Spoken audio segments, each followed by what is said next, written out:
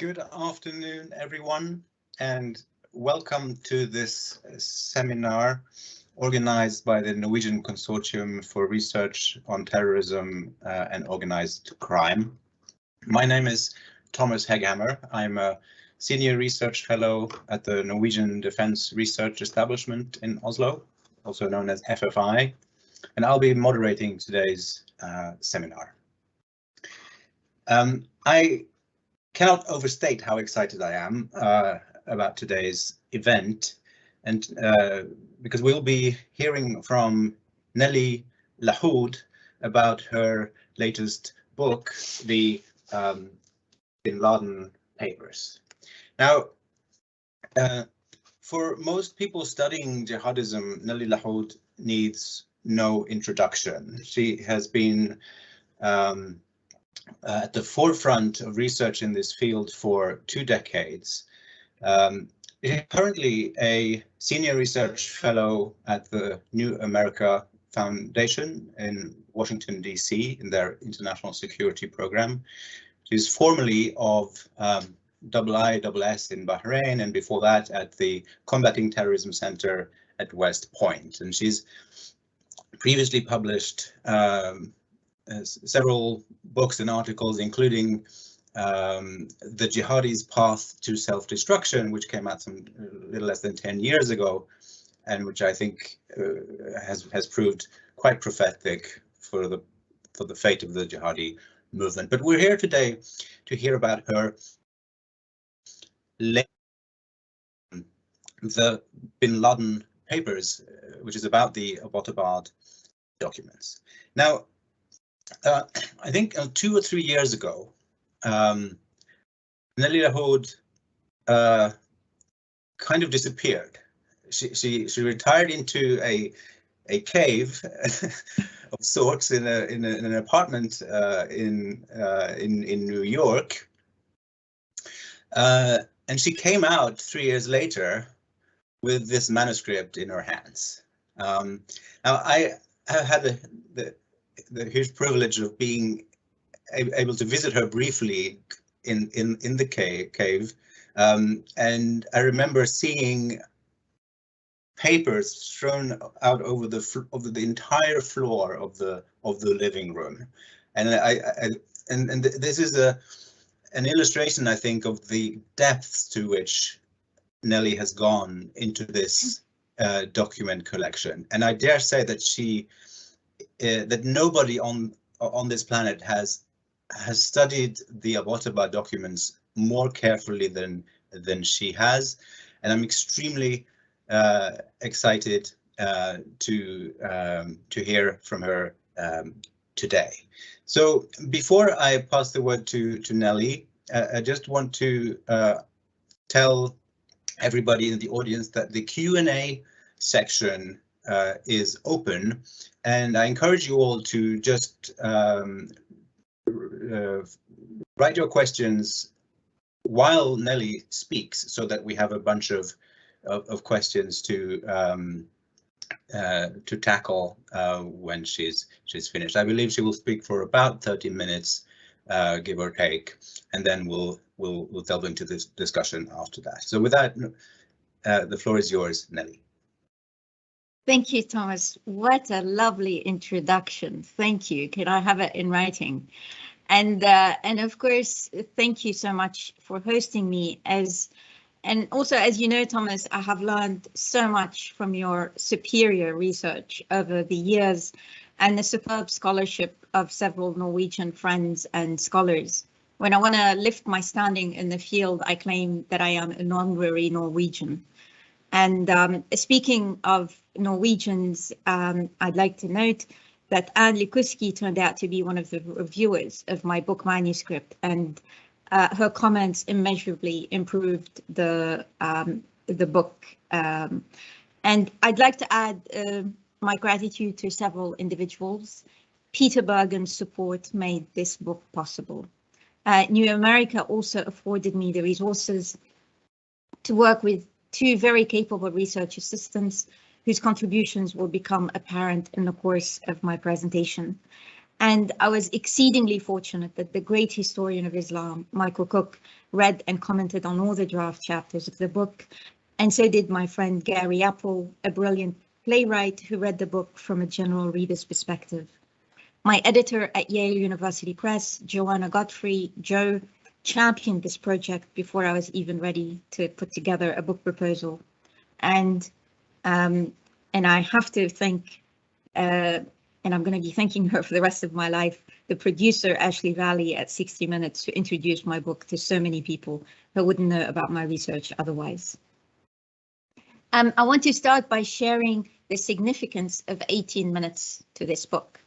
The Abbottabad mission was supposed to be completed within 30 minutes.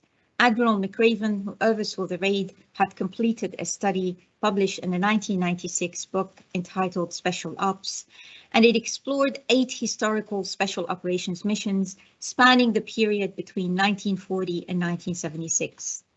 His study concluded that speed was critical to achieving relative superiority by a small attacking force over a potentially larger and well-defended enemy. In his estimation, relative superiority is achieved if the mission is completed within 30 minutes, and any delay equates with vulnerability. In his more recent book, Sea Stories, Admiral McRaven recounts that while the mission was underway, bin Laden was killed before the SEAL's 30 minutes was up, and to verify that the enemy was killed in action, the ground commander communicated on the radio, "For God and country, Geronimo, Geronimo, Geronimo," the code for we had gotten bin Laden. But they went on to request additional time on the ground. Captain Van Hooser, who was tasked with overseeing the technical execution of the mission, explained, and I'm quoting, "Sir, they say they found a whole shit ton of computers and electronic gear on the second floor." McRaven immediately recognized the intelligence value of recovering bin Laden's files, and though he wanted to stick with the plan, he still gave the go-ahead. He kindly shared with me that at about 40 minutes, he told the SEALs to wrap it up, and about 8 minutes later or so, we took off. So the book owes its existence to the perilous additional 18 minutes that the SOF team spent in the compound in Abbottabad. And thanks to their heroism, we have about 6,000 Arabic pages of Al-Qaeda's internal communications, Al-Qaeda's secrets. I'm going to do 3 things in this presentation. Firstly, I want to give a general overview of the papers and the way I worked on them, then a panoramic view of the book. Second, I'm going to give a sample of one of the documents. And third, I'm going to discuss Al-Qaeda's fate post 9/11. As we know it, of course, from the letters. I know that many in the audience know this already, but I hope that you indulge me as I explain briefly the process of working on the papers that Thomas witnessed. I didn't start with 6,000 Arabic pages on my desk. Between 2012 and 2017, the Office of the Director of National Intelligence, the ODNI, declassified several batches of files, first through the Combating Terrorism Center at West Point, then directly on its own website. The ODNI conveniently categorized these files, and so the internal communications were readily accessible. All we needed to do was to click. But in November 2017, the CIA declassified thousands of files, a massive volume. These consisted of text files, audio, and video. For the purpose of this book, and after clicking on thousands of files, I determined that the text files were the most important. With the help of 2 research assistants who are native Arabic speakers like me, we systematically went through all the text files, nearly 97,000 files. Most of them turned out to be materials that are available in the open source, such as newspaper articles, ideological treatises, and so on. But the bulk of Al-Qaeda's internal communications existed within these files, in addition, of course, to those that had already been declassified through the ODNI. It is only that after we identified the internal communications that my solo work on the book proceeded. The nearly 6,000 Arabic pages are brimming with revelations and allow us to put together a chronological account of the key events that defined Al-Qaeda in the decade between 9/11 and its founder's demise in 2011. They lay bare Al-Qaeda's closely guarded secrets and serve as a corrective to existing narratives about the group, including my own. We have bin Laden's own handwritten notes that reveal that it was him and not Khalid Sheikh Mohammed who came up with the idea of flying planes into buildings, and I'll show that in a bit. The papers also provide an unparalleled insight into the fate of Al-Qaeda post 9/11, including the nature of its role in global jihad. The papers take us into the bin Laden household, where 9 out of the 16 people who lived there were children. We learn about their daily lives, and we discover that most of the public statements we heard bin Laden deliver over the years were effectively co-authored by his daughters, Maryam and Sumaya. The papers also shed light on ongoing policy issues, such as Al-Qaeda's mistrust of the Afghan Taliban, the effectiveness of drones as a counterterrorism tool, the continued questions concerning Al-Qaeda's relationships with countries such as Iran, Saudi Arabia, and Pakistan.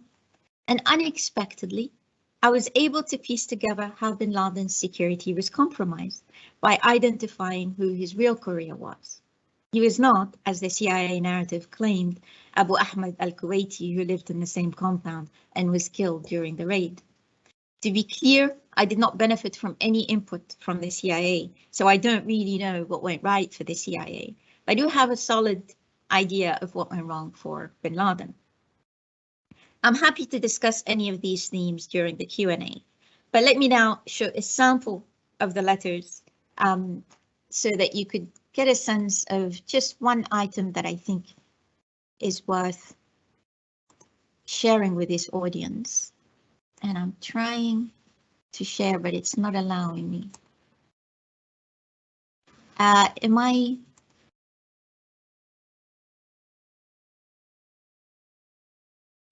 you able to see this on your end? No, not yet. Not now? No. What about now? No, not yet. Maybe our tech stuff can. Oh, there we are. Yes, we can see it. Terrific. So what you're seeing here is just these 2 very tiny paragraphs that are scribbled on a sheet of paper torn from a spiral notebook, and you can see from the top that it says it is the birth of the idea of 11 September. And this is in bin Laden's own handwriting. We see on the top that the idea of 9/11 was conceived when I heard the news of a plane crash by its pilot, al-Battuti. Now here bin Laden was referring to the plane, the Egypt Air Flight 1990 from New York to Cairo. And it crashed off the New England coast on October 31, 1999, killing 217 people. Now, the initial media reports mentioned several possible causes behind the crash, including its pilot, Kamil al-Battuti, having vengeful motives against his employer, which was eventually confirmed. So we learned from these 2 paragraphs that upon hearing the news, bin Laden wrote, "I turned to the brothers who were with me at the time and lamented, why didn't he crash it into a financial tower? In other words, why didn't he make a political statement?" The second paragraph that you see cuts right to the chase. This is how the idea of 9/11 was conceived and developed in my head, and that is when we began the planning. At the time, we learned from this paragraph that nobody knew of this idea except Abu Hafs, he was referring to Abu Hafs al-Musri, and Abu al-Khair. Now, in 1999, Abu Hafs al-Musri was bin Laden's second in command, and Abu al-Khair was another highly trusted member of Al-Qaeda. So it is evident from the notes that it was al-Battuti who accidentally and posthumously provided the initial inspiration for the 9/11 attacks, and not Khalid Sheikh Mohammed, as the 9/11 Commission's report notes. Bin Laden's notes go on to expose the incompetence of at least 2 of the hijackers. We sent some men to study English in America, Rabi'a Nawaf al-Hazmi and Khalid al-Mahdar. They spent a year there without accomplishing anything. They used to send us letters to tell us that they were not successful at learning English. Khalid al-Mahdar despaired and returned to Mecca. He was too embarrassed to return to Afghanistan to tell me in person, but Rabi'a stayed there while Khalid al-Mahdar, and then oops, bin Laden abandoned this paper altogether. Clearly, there was too much information that he didn't want to keep talking about this. So can I just take this out?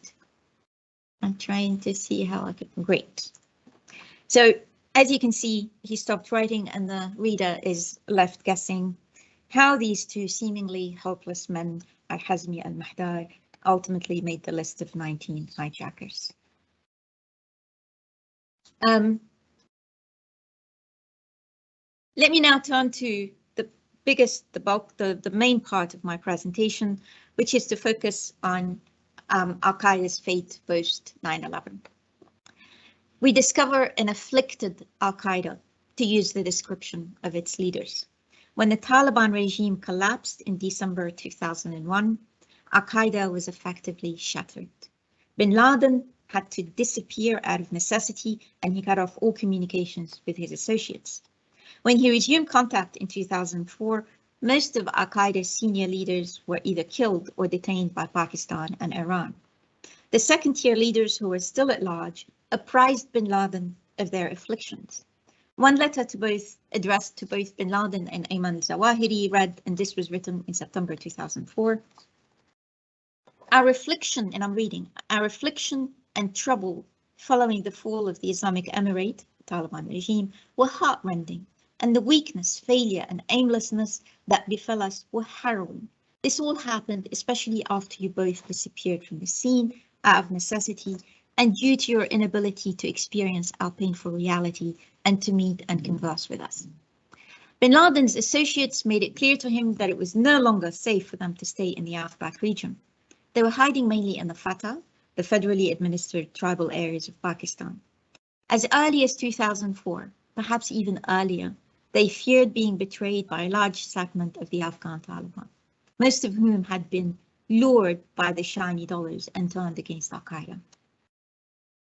But Al-Qaeda's leaders were convinced that God would not abandon his believers. So, when God knew of our afflictions and helplessness, one letter read, he opened the door of jihad for us in Iraq. We should move all the brothers to Iraq, it said. Al-Qaeda had nothing to do with the rise of jihadism in Iraq, and in 2004, it was Abu Musab al-Zarqawi and not bin Laden who was the most powerful leader on the jihadi landscape. Fortunately for Al-Qaeda, al-Zarqawi wanted to join the team. He wanted the world to know, and I'm quoting him, "We are the sons of the father, bin Laden, and that we are a branch of the original Al-Qaeda, and promised that the two sheikhs, Ayman and OSAMA, shall always be pleased with everything they hear about us." Bin Laden welcomed the merger in December 2004. One Saudi cleric remarked a few years later, and I'm quoting, "God showed mercy on Al-Qaeda with the merger of Abu Musab al-Zarqawi, whose group accomplished amazing victories for jihadis. This raised the value of Al-Qaeda's stocks. It was God's way of repaying the people of jihad for their sacrifices in his path." Now, moving the brothers to Iraq didn't materialize. Though bin Laden didn't rule out this possibility, his first decision was to make his brothers hide until such time that they could resume international terrorism. "So hiding, kumun, was an order and not an advice," he wrote. He authorized sending Hamza al-Rabi'a, whom he appointed as the leader of international terrorism, to Iraq, and to set up an independent unit dedicated to orchestrating international terrorism. But before Hamza al-Rabi'a managed to pack his bags, he was eliminated by a drone strike. Though Al-Qaeda continued to hide in the Fatah, mainly in North Waziristan, its leaders did not feel secure in that milieu. They maintained their loyalty to Mullah Omar and trusted that he was steadfast and sincere, and that was true. But the same was not true of the other senior Afghan Taliban leaders. In 2007, one letter describes that they had confirmed reports that most of the Afghan Taliban had joined forces with the Americans to kill Mullah Dadullah, a Taliban leader who was known for his uncompromising views against the United States and Pakistan. When this happened, Bin Laden counseled his associates to be vigilant, warning that most of the Taliban leaders, and I'm quoting him, have no qualms about being led by the intelligence agency of apostate states, a reference to Pakistan's intelligence agency, the ISI. Those Taliban leaders, he continued, accept establishing only that part of the religion that the despot allows and have turned their backs on making God's religion supreme. What alarmed bin Laden the most was the prospect that if our friend, meaning Mullah Omar, disappears, they would succeed him. He warned his associates that the other Taliban leaders, and again I'm quoting him, would want to drag us with them in their path of error, and we must be cautious concerning them. Accordingly, any requests on their part that might lead to suspending or weakening the obligation of jihad on the individual, al-jihad al-muta'ayyin, should be rejected. They must also be told that they are not authorized to enter into any agreement on our behalf, especially with states that are involved in the war against Muslims. Otherwise, we risk unknowingly falling into one of the circles that are led by state intelligence agencies. Beware not to share your secrets with them. Clearly, Al-Qaeda was not secure in its own milieu, and its ability to mount international terrorism did not recover. Though its leaders cheered some of the international attacks attributed to Al-Qaeda in their public statements, their role did not go beyond being spectators. The CIA drone campaign ensured that hiding became their modus operandi. Al-Qaeda's leaders refer to the drones as a calamity with which we have been afflicted. We have several documents that are most revealing about the drones. One of them suggests that Al-Qaeda's Security Committee believed that it actually worked out how the drones operated. Here's an excerpt. The work of this evil, meaning drones, relies on identifying the target by means of human collaborators on the ground. They use a variety of tools. We call them shariha, consisting of an electronic ringlet or circle. We believe that it is simple. It relies on disseminating either specific proper waves or specific rays below infrared or above it. It is possible that they rely on another tool, a quiescent indicator, consisting of a phosphoric or similar color that the collaborator places on the roofs of houses, cars, or the like, and it is possible that they use GPS to identify the coordinates of the targets. They may rely on identifying the target by way of taking images, similar to Google Images, or something else. But for this to happen, there must be a collaborator on the ground, a spy, who would inform them either by phone or other communication method that their target is at the location where the sign was placed. Al-Qaeda's Security Committee reports that it was able to dismantle some of the spy networks and also believed that it devised security measures to evade the drones. It was simple. All the brothers needed to do was to hide. And yet, in its report to bin Laden, the committee lamented, and I'm quoting, "After careful examination, we have concluded that the demise of all the brothers who were killed by drone strikes resulted from their own mistakes. The enemy's success is not due to their brilliance or modern superior technology, but rather it has to do with the brothers repeatedly neglecting to comply with basic security measures that should be clear to everyone by now." So what was going on? Two important factors contributed to the success of drones as a CT tool, both of which concern ideology. I've been reading jihadi ideological treatises for years, and I was disoriented when I read Al-Qaeda's Security Committee report. 4 of the 18 pages of its report are devoted to a legal justification of their work, as it should.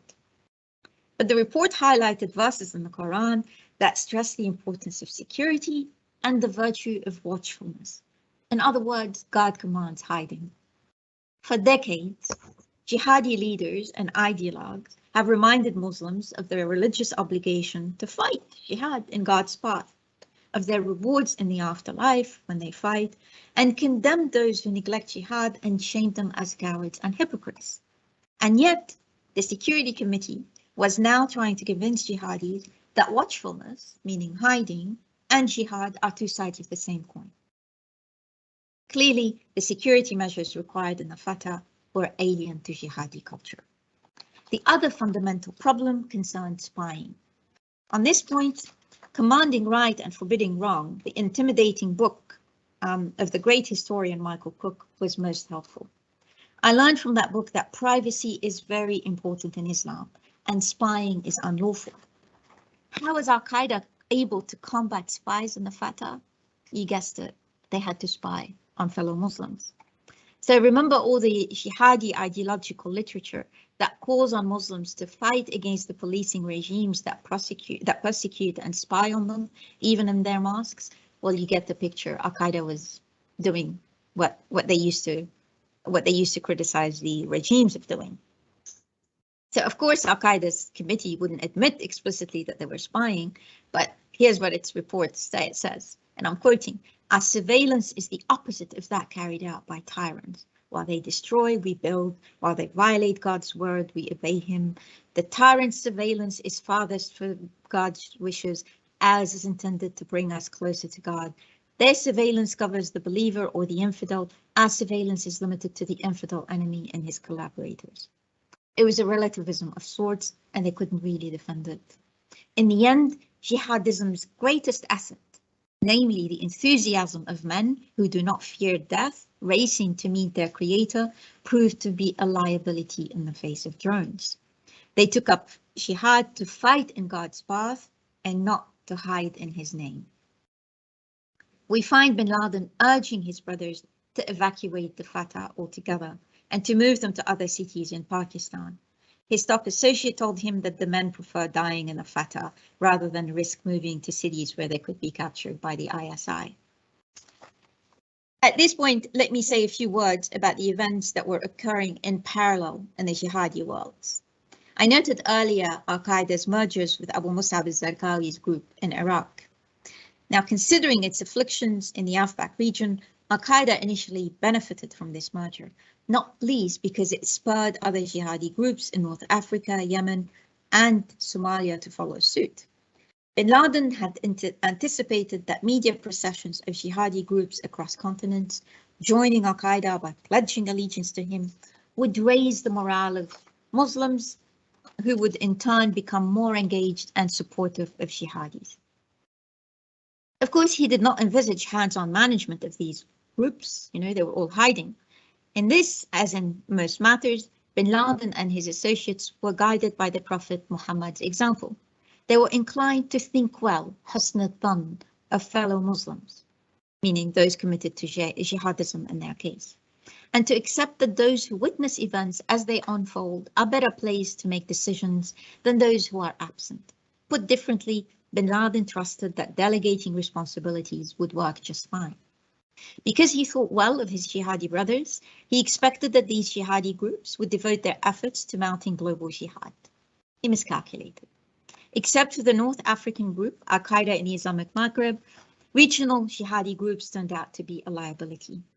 He disapproved not just of their actions, but also of their media statements.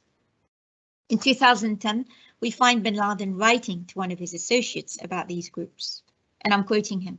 "Some of the attacks they carried out should have been halted in view of the unnecessary civilian casualties that resulted. It does not escape you that Muslims' blood is sacred, not to mention that the Muslim public was repulsed by such attacks. It is necessary to reinforce to all the brothers the importance of being transparent, sincere, and fulfilling their promises, and of being wary of violating their oath. I request that you ask the brothers to avoid giving interviews to the jihadi media. I previously indicated that such interviews are not suitably animated and lack the professionalism of those trained in journalism. This might give people the wrong impression, such as jihadis are backward and so on. Besides, the brother conducting the interview is often not qualified and struggles to choose the appropriate question." As you can tell, bin Laden had reached the end of his tether. So in the midst of being alarmed by the actions of jihadi groups, and while the drones were raining devastation on his brothers in the Fatah, bin Laden wanted more terrorism. Al-Qaeda's leaders in the Fatah repeatedly told him that we can barely move, and our circumstances do not permit us to spend money on terrorist attacks. By 2010, bin Laden warned that Al-Qaeda was in decline, and unless it changed its strategy, he wrote to his associates, it would come to an end as an organization. He spent most of that year devising a new strategy that in his mind would achieve a balance of terror with the United States. He methodically planned to sink a large number of crude oil tankers carrying oil to the United States, prioritizing the largest vessels. He thought of all the details, large and small, surveillance methods, the boats that should be used to evade being detected by the radars of nearby vessels, the volume of explosives necessary, and the specific positions that they should be shaped to penetrate deep into the vessels. I did not take his words for it. I consulted my friend, Commander Kurt Albo from the US Navy, who told me that for the most part, bin Laden had done his homework. He knew what he was talking about.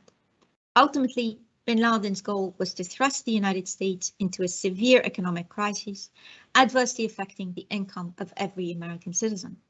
He predicted that the American people would take to the streets, replicating the anti-war protests during the Vietnam War, and demand that their government change its foreign policy and withdraw its military forces from the Middle East. To be clear, this was exactly the objective that he had hoped to achieve through the 9/11 attacks. And though he continued to refer to 9/11 as a victory, he admitted in his letters that the attacks did not deliver the decisive blow that he had expected. If the 9/11 attacks didn't deliver the decisive blow that he had hoped for, what made him think that sinking oil tankers would? By 2010, bin Laden had somewhat evolved, and we find him expressing some restrained admiration of the American public, the original source of power in America, he wrote. It is well known, he wrote to his associates, that in America, power and authority are of the people and by the people, represented by Congress and the White House. It is necessary to focus our fighting on the American people and their representatives. The attacks on oil tankers, he hoped, would cause Americans economic pain, and they would start to feel the great suffering of our people in Palestine and elsewhere in the Muslim world. This time, bin Laden was not looking to shed the blood of Americans. He wanted their votes. But ultimately, bin Laden didn't change all that much. And it's not that I was expecting him to renege on terrorism, but I was confounded by how little understanding of international relations bin Laden had. To be sure, bin Laden was well versed in early Islam, and there is much to be learned from the Prophet Muhammad's political acumen and military strategies. But bin Laden's letters do not show even a basic understanding of the capabilities of the modern international system of states and the limits of terrorism to bring about change on a global scale. By the end, we find bin Laden wanting to launch a new vision of Al-Qaeda to tame his brothers, destroy 30% of the American economy at a time when he didn't trust most of the jihadi groups acting in Al-Qaeda's name, and at a time when he couldn't even step outside his own compound. We get to know him pretty well through the papers. Of course, the papers won't change our mind that he was a mass murderer, but by itself, this description risks suggesting that bin Laden succeeded in his political endeavor. Bin Laden was convinced that by sacrificing his fortune in the cause of jihad, he was helping fellow Muslims who suffer the yoke of dictatorships. He firmly believed that if the United States stopped its support of the dictators who rule over Muslim-majority states, the jihadis could fight these regimes on a level playing field and would easily bring them down. Bin Laden's papers paint a picture of a devoted father, a husband, a caring leader who worried about his men and their families. Indeed, the papers never suggest or even hint that bin Laden sought to advance his personal interests at the expense of Al-Qaeda, or that he ever entertained political deals that would have compromised his jihadi principles or his jihadi brothers. His supporters would find proofs in the papers that their leader was as consistent about his ideals in his private communications as he was in his public statements. But the papers also paint a picture of a man who miscalculated on so many fronts, and in that respect, he was incorrigible. Ultimately, he was a failed terrorist leader. By the end of my research on the book, I was also surprised by how the counterterrorism community had hyped up the image of Al-Qaeda for years, allowing one of bin Laden's top associates to write in the same paragraph, and I'm quoting, "Though we have not succeeded in mounting an international terrorist attack, we are nevertheless achieving our objective, namely terrorizing and deterring the enemy and engaging them in a war of attrition. Indeed, the enemy are spending much money on their security and are terrorized on an ongoing basis. They do not feel secure at all. They admit this and are certain of it. What I'm trying to say is that we are advancing, even if we do not succeed in carrying out specific attack, because we are succeeding overall. Effectively, he was saying, we're operationally impotent, but they don't know it. Thanks to the papers, now we do. I'll end with this. Thank you, Thomas. Thank you very much, Nelly. And let me assure everybody who's listening that what you've just heard is just a snippet of what is an extremely rich account. I mean, virtually every single page in this book has new revelations. So obviously, I encourage everybody to pick up a copy and read it. It's a very accessible text, much more accessible than the average academic book, I would say, while at the same time being extremely informative. So let me use my privilege here and throw in a question or two before we invite more people from the floor. So I have tons of questions, but I was wondering maybe if you could start by just talking a little bit about the process, the behind the scenes of the making of the book. I sort of I mentioned the papers on the floor, but how did you go about this? Because you mentioned it, you touched upon it briefly in the beginning, but maybe you can elaborate a bit more. Because what you essentially were facing here was just like files and folders on a hard drive, extremely difficult to get an overview over, to get it in chronological order, to keep track of all the references and cross references and whatnot. So maybe there are two dimensions to this question. One is how did you sort of just logistically manage it, and the other one is how did your thinking evolve along the way? Is this the book that you set out to write in the beginning? So I didn't set out to write this book. I had a very, very limited, narrow focus at the beginning. I thought I wanted something to handle it. One sentence, Al-Qaeda's contested relationship with Iran, Pakistan, and Saudi Arabia. One line, it would be helpful. And Peter Bergen said, why not everything, Nelly? And at the time, I went along with it and, trying to think that maybe, I was too embarrassed to say no. And then he was absolutely right, because you couldn't do it any other way. When it took me a long time to work that out. You couldn't do it any other way. As I said, firstly I clicked on thousands of files. I didn't know what would be what's in the files, because there were over 10,000 videos, the audios, and so as I said, New America allowed me to work with two very capable research assistants. I determined at a certain point, I'm going to work on the files. It was the images and the PDFs. There was also the Word documents. All the Word documents that I clicked on, and I must have clicked on hundreds, if not thousands, they were all corrupt. But I started looking at the name files, and I looked at all the name files, and the Word documents turned out to be available in the PDF. So that's when I realized that the CIA had converted them to make them available. So worked on the PDFs and the images. The PDFs, as I said, so with the help of two research assistants, we went through them. My guidance to them is that I didn't want to take any risks. So anything, because to work out if this is an internal document, it's not something that you need all of it. All you really need to read is the first couple of lines. And often you actually realize if it's a newspaper article and so on. So you don't really need to spend a lot of time, but it's a laborious work. And so they helped me identify the internal communications of the PDF. And then there were the images, this was another problem altogether. Because the images, you have one paper, one sheet per image. So if you have a letter that is made up of 4 or 5 pages, You have over 72,000 files here. How are you going to get to these letters? So once we worked, you know, and then when we were able to find these images, put them all together, imagine having a pile of orphan socks and you needed to kind of put these things together. Fortunately, there weren't in the images, there were not as many internal communications as there were in the PDF. But here's where I was stuck.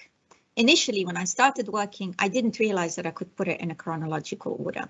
And that's because I was not, I don't want to say lazy, but there were some of the pages from those images. Some of them were even just looking at them in terms of the handwritten notes, even looking at them was would give me a headache, because it was a lot of, you know, they were jammed with information and so on. So you can say I was a bit lazy.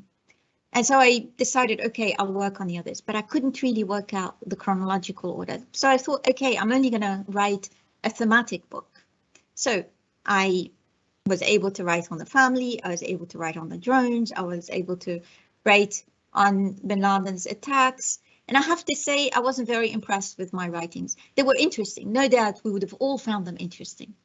But I have to say, there were times when it's just like, you know, I had to do the if and buts and qualify and, you know, and with that approach, I was trying, and here I have to admit this, I was trying to reconcile the papers with what I knew already. And that was a mistake, and that was a liability for me. So at a certain point, I started to look at the chapter, I started to write the chapter of Al-Qaeda's relationship with Iran, Saudi Arabia, and Pakistan. Now, I had done some work and I knew from the letters there's absolutely no possibility that Al-Qaeda was collaborating with Iran.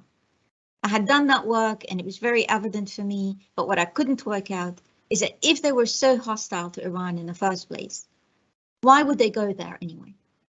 And I needed, you know, for all the critics who are speaking ideologically or whatever reasons, I just couldn't address that question.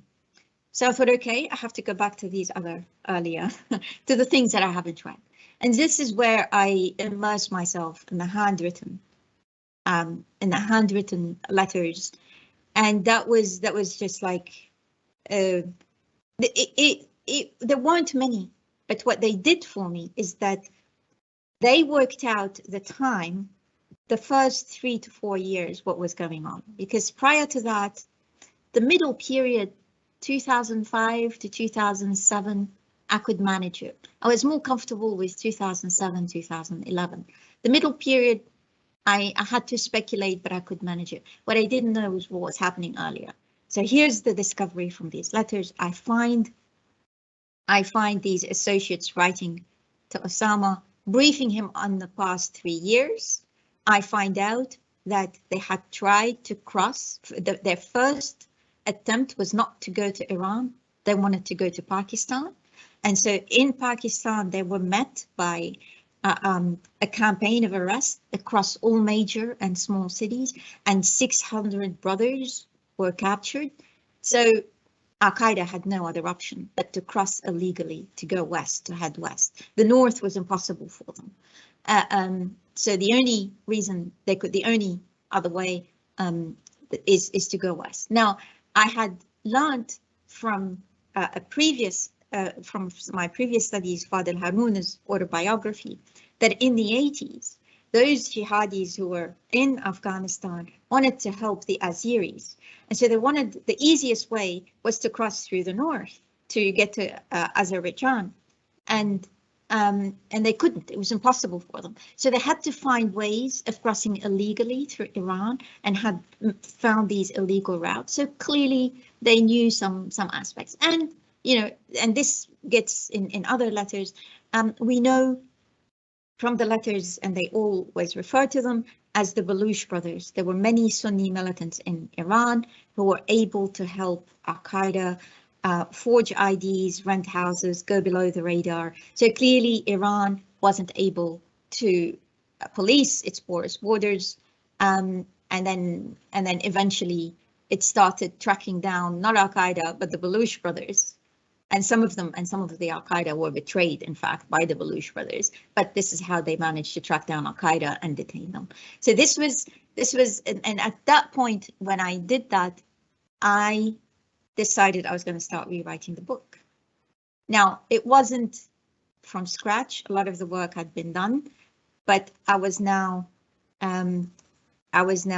moving in a chronological way. I had the ability to put chronology in the service of the book, and that really allowed me to reconcile the letters with the letters, not to reconcile what I knew with the letters. And this was really the most, this was a very challenging thing, but this is, if there is something daring about this book, is that I decided that I was going to produce an incomplete narrative, because there are certain gaps that I don't know about, and some aspects in the letters defeated me. But after seeing the gap between what was known and reported about Al-Qaeda and what the letters say, the gap between what actually happened and what reported to have happened, I didn't want to reconcile the letters with the secondary sources. I wanted the letters to tell whatever story it could tell us. And I think even though we don't have the complete narrative, it's a very, very revealing narrative. It's very revealing, and you know, at times Nali Lahoud is debunking Nali Lahoud, not to mention others. So that was a process. So let me pick up on that. This I think very wise choice to deal with the collection as a collection and not try to sort of evaluate it against all the other material out there. But I think that was a very good decision. But is there not a risk of then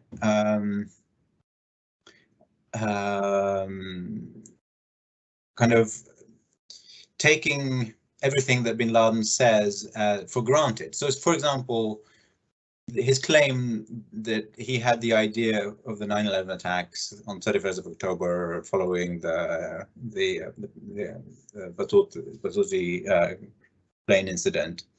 Now, is it conceivable that this is bin Laden's kind of version of events, that maybe Khalid Sheikh Mohammed has another version of events, and if you put the two in the same room, they would actually agree that, you know, maybe KSM, you know, mentioned the idea earlier, bin Laden didn't dismiss it, but then the Egypt Air incident kind of vaulted. I mean, you know what I'm getting at. So, like, sure, how sure that he's always kind of right.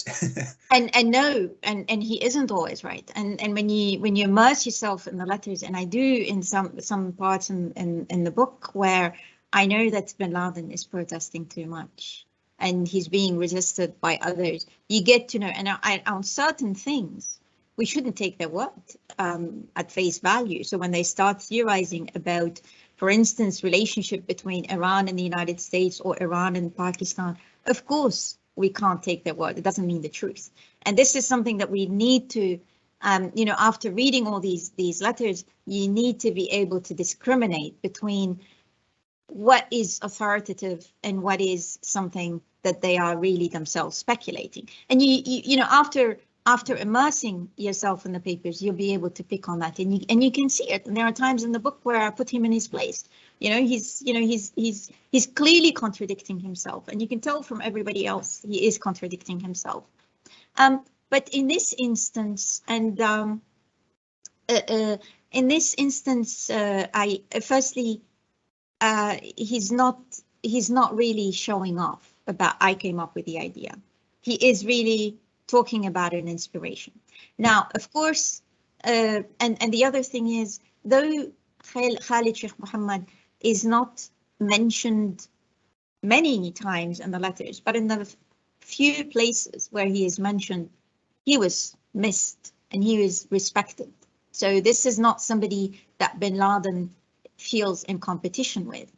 Now, based on all the newspapers and the media that we know, Khalid Sheikh Mohammed and Ramzi Youssef had been attempting for years to blow up planes, but their method was actually not fly planes into buildings. They wanted to use explosives.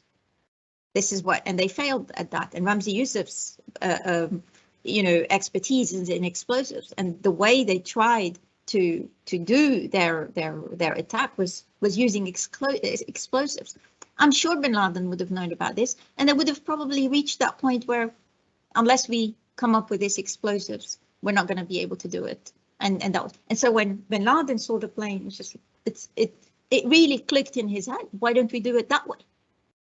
Now, why did Khalid Sheikh Mohammed say this, according to the 9/11 Commission's report? Well, Khalid Sheikh Mohammed did what every jihadi would and should do. He got captured and he needs to own it. And he needs to be blamed. He wants to take the blame so that he would ease the pressure on those who are still at large. So this is, he's not doing it because he's saying, blame me, stop looking for others. I mean, it's basic common sense. This is what a committed jihadi would do. So I don't think that there is in any competition. And if bin Laden had managed to see Khalid Sheikh Mohammed before he was killed, they would have a very warm hug between the two of them. There is absolutely, it's in no way a competition between the two of them. Fascinating. I really hope that maybe 60 Minutes or somebody else makes sure that your book gets into the hands of Khalid Sheikh Mohammed in Guantanamo Bay, and that we can get his reactions. That would be some TV program. So we have a question from Vidar, who writes, "Thanks for a great presentation. I look forward to reading your book. I was intrigued by your comment that bin Laden did not think the 9/11 attacks had achieved its objectives. Could you elaborate a bit more on what he envisaged? Relatedly, how did he see the impact of the invasions of Afghanistan and Iraq? Was the fact that these invasions happened considered successes for the US, considering how they were extremely expensive and turned Muslim sentiments against the US?" So these are several questions, and we're running a little bit out of time. Maybe you can focus primarily on what bin Laden's original plan. What did he envisage with the attacks? Well, it's the objective is really to keep the same objective that he wanted to do with the oil tankers. He really envisaged that he wanted the Americans to start protesting on the streets. And not long after 9/11, in one of his public statements, he reminded them of Vietnam and so on. He really wanted to replicate the anti-war Vietnam protests that happened, and to withdraw from Muslim majority states. The word that he used, the expression he used, is a decisive blow. He really wanted the Americans to start putting pressure on their government to withdraw from Muslim majority states. Now, and what all of Al-Qaeda, and this is something where, as you were saying a little bit earlier, Thomas, at what point do you believe him? And we can see from all the letters, from all his associates, nobody had expected that there would be a war. At most, they envisaged a US airstrike, just like those airstrikes that followed the 1998 East Africa bombings. And there were many conversations happening in Afghanistan at the time. So they thought that this would be the end of it. They did not expect a war. And it's only after the war happened and bin Laden having to justify it for himself, he'd say, well, we wanted to bring down the enemy. And in the same page in his own notes, he says, but we didn't expect it. So you could really tell, and you piece it together with the other letters where Al-Qaeda's leaders are making it explicit that we really did not expect that. And when the war occurred, they didn't expect it, and they didn't expect that the Taliban would collapse so quickly, and they didn't have a plan A. And what's worse, and this is something, again, one of the revelations of the letters, Mullah Omar, when because we've all heard about Mullah Omar not being this political person, that somehow it was his religion that prevented him from kicking Osama bin Laden out and so on. Well, when the Taliban collapsed, the Mullah Omar came under pressure from the tribal leaders of Afghanistan, and he ordered all the Arabs and their families to get out of Afghanistan. And so really they had no plan A, and that is why they didn't know what to do with themselves. Some went to Pakistan and they found themselves, you know, by this campaign of arrest, and the others had to go to, you know, to Iran, where one of the detainees had said, you know, I would have rather Israel would have been even better for me than Iran. So this is where I think it turned out that Mullah Omar also miscalculated, but he was not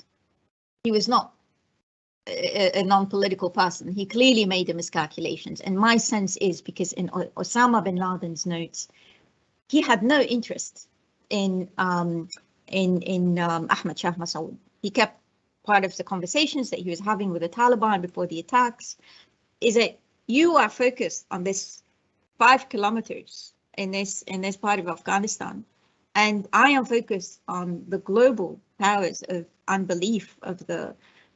So we really need to be ambitious in terms of our projects, and you want to focus on this insignificant soldier, and then we know, according to many, it's been documented by Anne Likuski and others that it was Al Qaeda who eliminated Ahmad Shah Massoud, and this, you know, this IP, you know, this is a little bit of a musing on this part, but I suspect that it was a quid pro quo between Osama bin Laden and not just Mullah Omar, but also the senior Taliban leaders who were putting pressure and who were so focused on eliminating Ahmad Shah Massoud that it was a quid pro quo. We'll do this and you'll allow us to do 9/11. And by the way, I want to add, bin Laden did not act without consultation. Everybody knew about the 1998 East Africa bombings. Everybody knew about the USS Cole. Everybody knew about 9/11 beforehand. What they didn't know, there was always consultations with many others. What they didn't know are the specific operational details. These were kept secret all the time. Even bin Laden sometimes didn't know the operational details to maintain and to protect their security measures. So we're running out of time, unfortunately. So I wanted to ask just like a big picture question at the end here.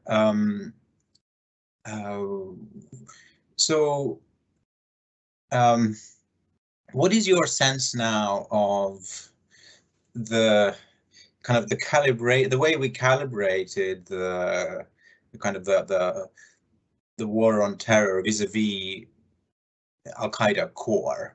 What was the focus on hunting down bin Laden and kind of decimating Al-Qaeda core exaggerated? I mean, what do these documents suggest about the state of the central Al-Qaeda leadership in the years after 9/11? I mean, was it necessary to spend all this energy hunting down this little group, small group of people? Could we not just simply have just let them, you know, do their little thing and then, you know, focus our resources elsewhere? And so, and maybe another dimension to this question. Is there anything we can learn for other kind of in the fight against other terrorist groups? Let's say, so Islamic State has some kind of leadership somewhere in the central Middle East. What can we? I mean, can we make any assumptions based on these documents about how they are hiding, how they are operating, the constraints they are under, and so on? So regarding the first part of your question, Thomas, you know, didn't think that I would be able. I mean, I'm surprised, like you are, about how Al Qaeda was hyped up. You know, the AFPAC Al Qaeda, and I asked that same question to General Votel, who kindly spoke with me, and I included his feedback in the book. And I said to him, if I said to you that the last international terrorist attack that Al Qaeda carried out was the Mombasa attack in 2002, and the reason they were able to pull it off is because the operatives had left Afghanistan before Operation Enduring Freedom, what would you say? He said, I'd be very, very surprised. I said, if it is true, what does that mean? He said, if it is true, then we overestimated our enemy. Now, I do want to say something regarding some of the intelligence reports. I think there are two elements to this, and stop me if I go overboard. The first one is Al Qaeda itself. The communications between bin Laden and his associates were impenetrable until they found bin Laden. It's not something that modern technology or surveillance can actually know. So the fact that they were defeated based on the letters, it's very understandable there that we didn't know these information. It's just like it was impossible to penetrate these kind of communications. Now, the other thing that is less excusable is Al Qaeda's role in global jihad in relation to the other regional jihadi groups. And I say it's less excusable because some of the letters between Al Qaeda and these regional jihadi groups, they were intercepted. And bin Laden knew it, and he warned his brothers, don't use the internet. But they ignored him. They told him, we're doing double encryption. And he could tell from the media that some of the information in the media suggests that they had been intercepted. Now, you can say that we have communications with Russia at the moment. Does it mean we're on the same page? No. I mean, if the kind of picture that was painted simply because there was communications between Al Qaeda in AFPAC and some of the regional jihadi groups, it was assumed that somehow Al Qaeda was orchestrating everything around jihad.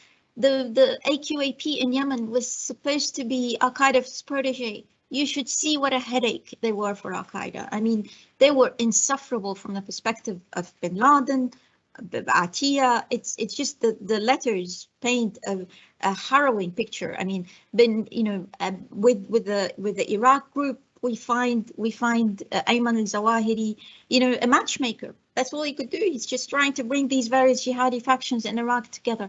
So it's a completely different picture from the one that was reported. And I think, and even without the letters, as you kindly mentioned, Thomas, it's been very clear. I mean, I knew from my book in 2010, it was very evident since then, the divisions within the jihadi landscape. Surely we need to pay more attention to what was going on. And it was much easier to put and lump everything together because, it's, of course, they're all bad actors. So why not lump them all together? And I think this has come at a cost, particularly when the Islamic State really eclipsed Al Qaeda and gave the international community a headache. Have I gone out of it's? I think should I stop here? No. If you finish yours. Yeah. So there were some bad, some poor misreadings of some of the intelligence that was being collected, and I don't know why. There may be some other reasons. With regard to the Islamic State, I'm much more comfortable now talking about some of the misunderstandings that we had about the early relationship between the parent group, Abu Musab al-Zarqawi, and Al Qaeda, and I think it's we know a little bit, much more now about how the relationship were. I was one of those people who thought that it was just, bin Laden had no choice. Well, in some respect, he didn't have choice, but I think the relationship with Abu Musab al-Zarqawi, he welcomed it and he embraced it. He was very, very excited about it until the situation, until the promises that Zarqawi couldn't keep. And it was mainly, he couldn't unify jihadi militants in Iraq under one umbrella, and not to mention his attacks against the Shia. It is, you know, I've been working on the Islamic State, but I think this is a completely different different group from Al-Qaeda. In a sense, they've wanted, at least during their heydays, they really wanted to centralize things.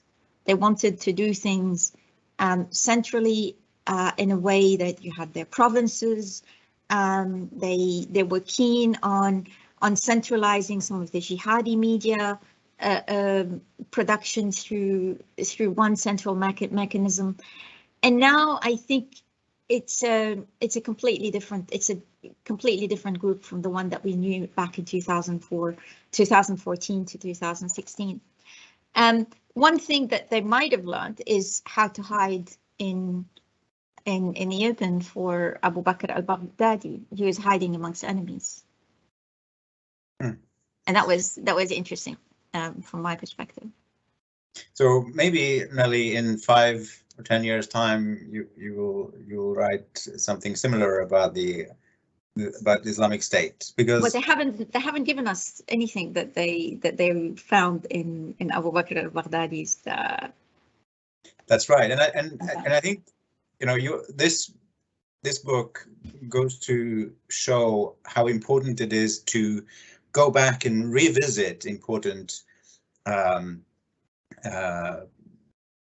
parts of history, that we should never take the first draft of history for granted. The first draft being that drawn by the media and sort of government spokespeople.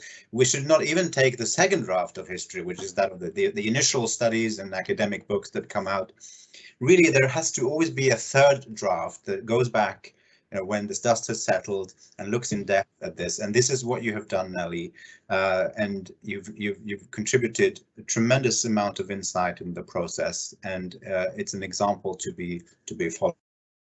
So I thank you so very much for sharing your insights with us, and I thank the audience for attending. And I just want to tell you all to go straight on Amazon right now and get this book, The Bin Laden Papers. I've said it before, I'll say it again. I think in 20 years, people will be reading 2 books about Al-Qaeda. They'll be reading Larry Wright's The Looming Tower, and they'll be reading Nelly Lahoud, The Bin Laden Papers. Thank you very much, and have a good day. Bye-bye. Thank you, Thomas.